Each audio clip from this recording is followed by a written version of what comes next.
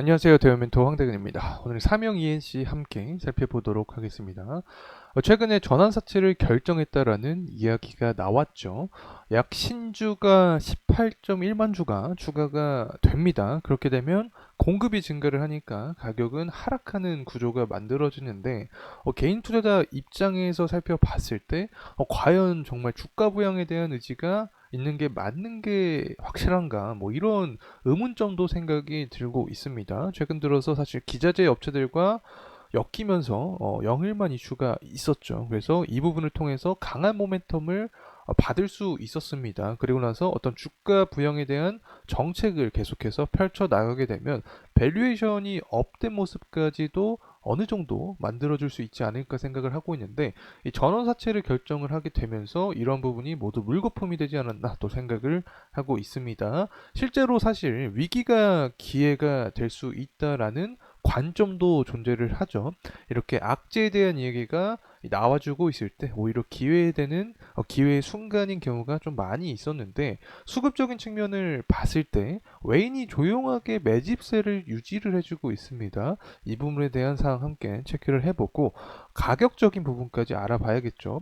이렇게 전환사채에 대한 결정을 하게 되거나 유상증자 혹은 권리락에 대한 이야기가 나와주게 되면 가격 안정화 구간이 분명히 필요합니다. 그리고 그 이후의 상승에 대한 동력을 생각을 해볼 수 있는 건데 건전한 상승을 위한 요인은 과연 무엇이 될 수 있을지 함께 파악해보는 시간 갖도록 하겠습니다. 자, 우선은 삼형 ENC의 가격적인 흐름부터 간단하게 살펴보고 넘어가도록 하죠. 삼형 ENC 같은 경우 6월 3일을 좀 포인트로 잡을 수 있을 것 같습니다. 사실 5월 말부터 해서 가격이 하락하는 무너지는 모습을 보여주고 있었는데 사실 그 전환사채에 대한 부분이 선반영이 어느 정도 되면서 가격 하방 압력을 작용을 했다라고도 해석을 할 수 있겠죠. 자, 이러한 상황에서 6월 3일 거래량을 보게 되면 상승에 대한 의지를 좀 보여줬습니다. 그만큼 영일만 이슈가 좀 강하게 존재를 했었다라고 해석을 할 수 있겠죠. 석유가스 관련된 종목들, 그 이후에는 기자재 종목들로 시장에 관심이 계속해서 순환매가 돌게 되면서 삼형 ENC도 어느 정도 주가의 상승 모멘텀을 받았다. 이렇게 해석할 수 있겠습니다. 사실 아쉬운 점이 굉장히 많죠. 저 강한 상승에 대한 흐름을 보여줄 수 있음에도 불구하고 전환사채 관련된 이슈가 존재를 했기 때문에 상승에 대한 제한폭이 어느 정도 존재를 했었다라고 말씀을 드리고 싶습니다. 어쨌든 그 이후에 경제성에 대한 이슈가 어느 정도 부각이 되지 못했죠. 그래서 의혹이 있었다라고 말씀을 드릴 수 있을 것 같습니다. 그래서 동해의 석유 가스가 경제성이 있을 것이냐라는 의혹이 존재를 하면서 하방 압력을 다시 한번 받았던 구간이다라고 말씀을 드릴 수 있겠습니다. 어쨌든 전환사채 이슈가 아직까지 존재를 하기 때문에 가격 안정화에 대한 기간적인 소요가 필요한 시점이지 않을까 개인적인 말씀을 드립니다. 그래서 관련된 내용 함께 살펴보게 되면 이 삼형 ENC가 신주 18.1만 주를 추가 상장했다라는 이야기가 나와주고 있습니다. 전반적으로 전환사채는 여러분도 다 아실 거라고 생각을 합니다. 회사가 발행하는 사채의 일종이죠. 그래서 기업에 돈을 빌려준 투자자가 정해진 기간에 또 원금에 해당하는 부분을 주식으로 전환할 수 있는 채권입니다. 실제로 다트 들어가서도 내용을 살펴보게 되면 전환사채 결정에 대한 정정 신고가 나왔죠. 그래서 정정 전에는 2027년 6월 14일이었는데 정정 후에는 2027년 6월 27일로 바뀌었습니다. 한 1주에서 2주가량 더 늘어나는 상황이다. 뭐 이렇게도 해석을 할 수 있겠는데 핵심은 이거죠. 결국에 전환사채를 한다. 전환사채를 하기 때문에 공급이 늘어나서 주가의 부양적인 측면에서 좀 악영향을 받았다라고도 해석을 할 수 있겠죠.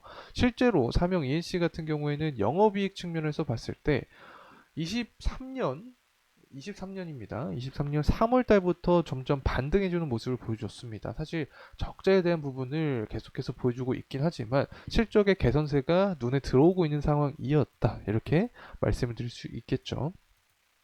자, 이러한 상황에서 주가를 억누르는 전환사채 관련된 이슈가 나왔기 때문에 다소 아쉬운 부분이 굉장히 많다. 그래서 영일만 관련된 이슈가 존재를 했기 때문에 더 강한 모멘텀을 받을 수 있음에도 불구하고 전환사채에 대한 이슈 때문에 상승폭에 대한 제한은 분명히 존재하지 않았나 생각을 하고 있습니다.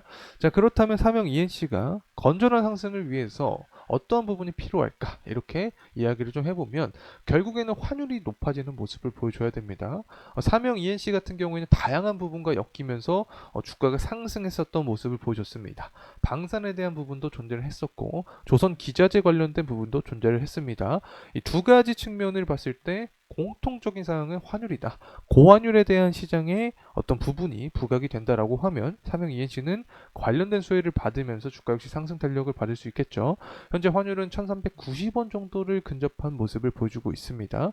계속해서 하락할 것 같듯이 하다가 상승하는 모습을 보여주고 있는데 그만큼 글로벌 정세가 변동성이 있고 악화되는 모습을 보여주고 있다라고도 해석을 할 수 있겠죠. 11월 대선을 앞두고 정치 일정이 빡빡한 상황에서 전쟁 이슈가 계속해서 부각이 되면 이런 부분은 어쩔 수 없지 않나 생각을 하고 있습니다. 어쨌든 환율이 다시금 1,400원 구간 그리고 이 1,450원 구간까지도 만약에 도달을 해준다라고 하면 코스피 코스닥 지수는 하락에 대한 모멘텀을 받을 수밖에 없게 되겠죠. 자본금이 밖으로 이탈을 하게 되니까 이런 상황에서 대표적인 수혜가 될 수 있는 게 방산이랑 기자재인데 관련된 공통으로 엮여서 상승하는 게 삼형 ENC이기 때문에 전환사채 관련된 충분한 기간 조정, 그 가격 조정만 거쳐주게 되면 이 관련된 모멘텀으로 주가 역시 부양된 흐름을 보여줄 수 있지 않을까 생각합니다.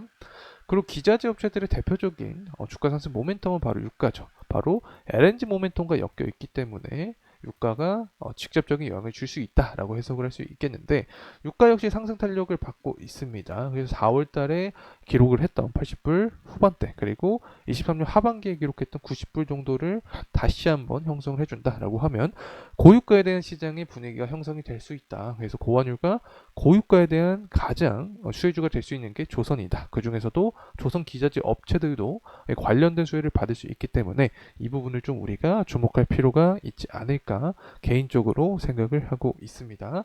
다시 돌아와서 주봉의 흐름상 다시 크게 좀 살펴보도록 하겠습니다. 오늘도 삼형 ENC는 한 2%에서 3%가량의 하방 압력을 받고 있는데 전환사채에 대한 부분이 아직까지 주가를 억눌리고 있지 않나 개인적으로 생각을 하고 있습니다. 그렇게 해서 어쨌든 지금 최저가가 6월 3일날 기록을 했죠. 가장 이상적인 시나리오는 6월 3일날 이렇게 아래꼬리가 나왔기 때문에 6월 3일날 기록했던 이 저점 구간은 이탈하지 않는 선에서 주가가 지지를 받아주고 재차 상승하는 모습이 베이스 시나리오가 되지 않을까 생각을 하고 있습니다. 그렇게 돼서 주가가 상승할 때 생각을 해보면 11선이라고 할 수 있겠죠. 11선 구간을 돌파를 해주고 그리고 나서 이제 61선 구간의 돌파 여부를 우리가 좀 주목을 할 필요가 있다. 이렇게 말씀을 드릴 수 있겠고 이러한 상승에 대한 모멘텀을 일단 우선적으로 환율적인 측면을 살펴보면서 고환율에 대한 부분이 시장에 부각이 된다라고 하면 관련된 모멘텀으로 삼형 ENC도 주가 상승까지 이어질 수 있는 시나리오가 존재한다는 점 말씀을 드립니다. 자, 이상으로 삼형 ENC에 대한 영상 마무리하도록 하겠습니다. 금일 시간이 도움이 되셨다면 구독과 좋아요 부탁드리겠습니다. 감사합니다.